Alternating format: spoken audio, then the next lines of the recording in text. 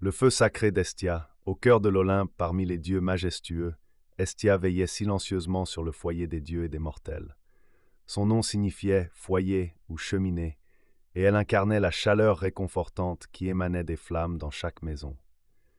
Estia était la fille aînée de Cronos et de Rhea, sœur de Zeus, Poséidon, Hadès, Héra et Déméter.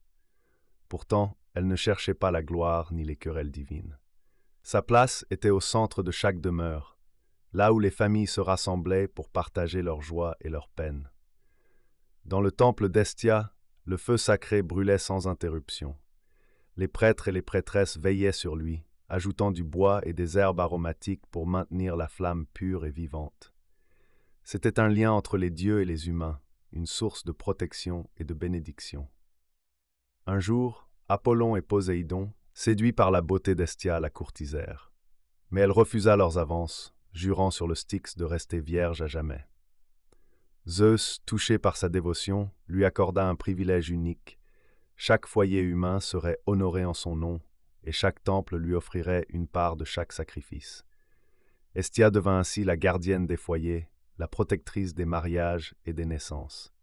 Elle veillait sur les mères en couche, sur les bouillons qui mijotaient dans les cuisines, sur les rires et les pleurs des enfants.